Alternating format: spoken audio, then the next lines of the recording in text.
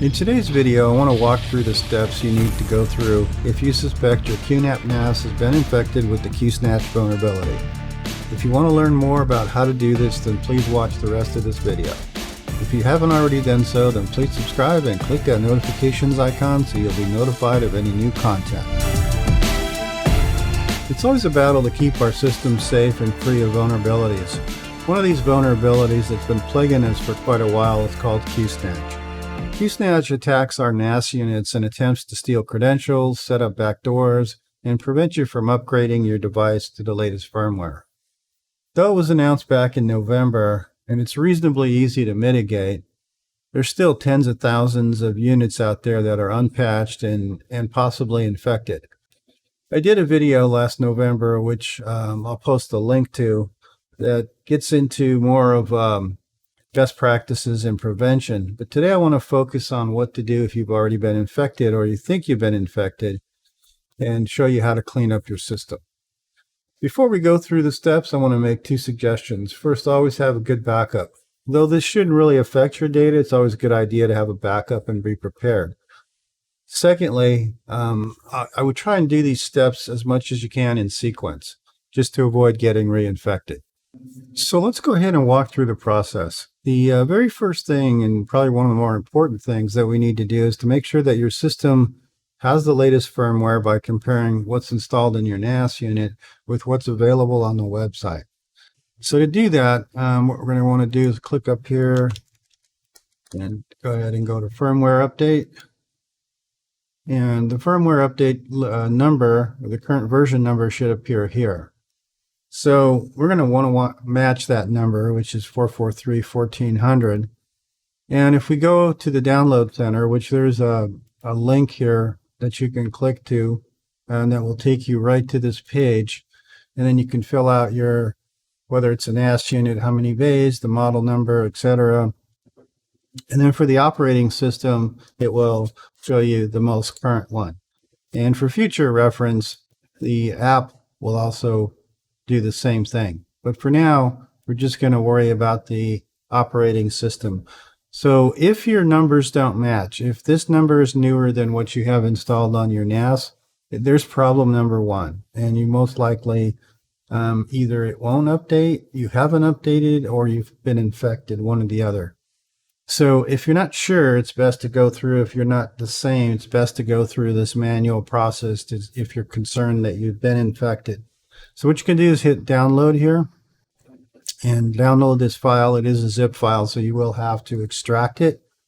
And then once it's extracted, what you're going to do is click over here where it says firmware update. Normally you would just hit check for update, but there's a good chance you may not be able to detect if you've been infected. So you go to firmware update, click on browse, pick the file that you just downloaded, click open, and then go ahead and update your system manually. This will force the update and install the new operating system onto your NAS unit.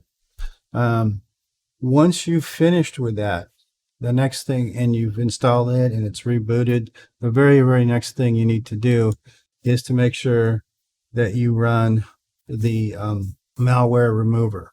So you're going to go over to, if you have it installed and it's on your desktop already, like mine, go ahead and make sure it's current, and make sure, again, you can check the download site to make sure it's still current.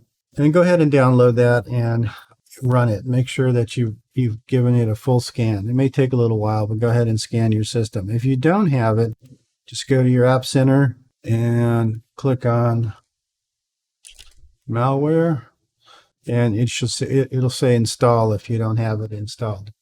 So make sure that's installed and run through. Once you've completed with that, and while you're at the App Center, for future use, I would go ahead and install the Security Counselor. So again, if you don't have it here, just go ahead and go to the App Center, and let's go ahead and type security. And there's the Security Counselor. Go ahead and install it, and we'll run that at a later time. And just as a reference, I'm not going to get into the Security Counselor on this video.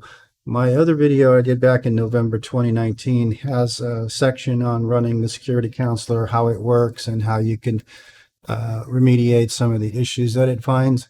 So I would suggest checking that video out. I'll put a link in the description so you can get to it. So once we've downloaded those two things, and most importantly, we've finished the malware remover, we're now ready to do the next step. So because QSnatch actually collects confidential information from your NAS, like login credentials, system configuration, and things like that, if you've been infected, there's a good chance you've lost some of that. So the very first thing you want to do after you've cleaned it out is to prevent it from getting reinfected again, is you got to change all your passwords. So what I normally do is just go up here, go to users, and you should see everybody that you have on here. Go ahead and change all the passwords on here for everybody, including and especially the admin. So once you've completed that, also scan this list for any weird users, like something you didn't create. It's also been noted that sometimes extra users or unrecognized users show up here without your control as a result of the infection. So you want to delete all of those existing users. Okay, and then the last thing, not the last thing, but the next set of things that you need to do is some house cleaning. So let's first go over to SSH, and let's make sure that these are unchecked.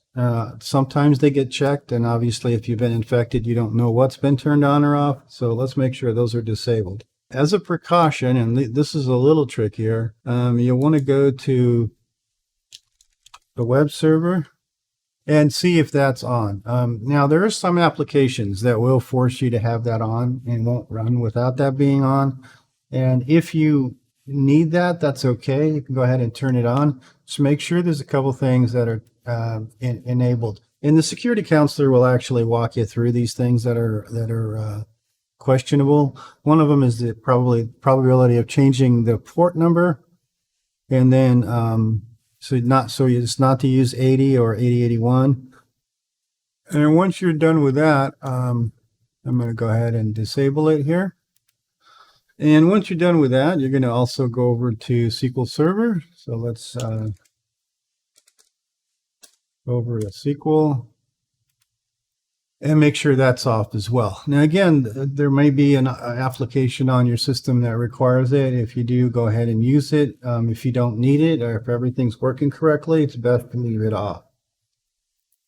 And the last thing you probably want to check that has anything to do with QSnatch at this point is something called PHP.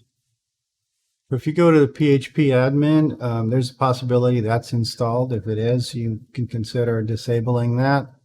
And if it's not installed, don't install it. You don't need it right now. Again, those are unique to specific applications, and 99% of the time you don't need it. The last thing you want to do is, while you're here, is click over on your apps.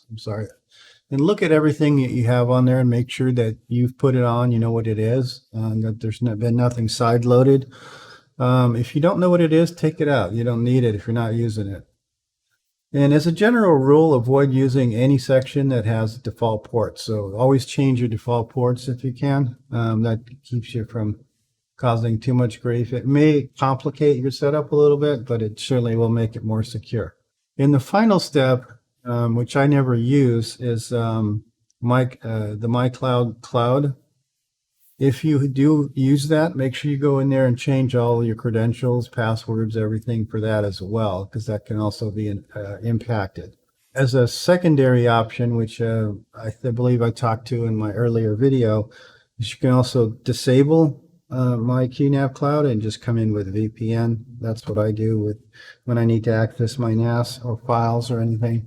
I don't use any type of third-party service. Once you're all done with that and you're happy that you've been remediated, go ahead and run the security counselor and just kind of walk through that. And again, I do offer some explanation of the security counselor in an early video, which I'll link to in the description. So that's really just about all for me on this video. I hope it's helped. If you have been infected, I hope it's helped you get your system cleaned up. If you did like this video, don't forget to throw it a like. And as always, if you haven't already done so, please subscribe and click that notifications icon so you'll be notified of any new content. Thanks for watching, and we'll see you on the next video.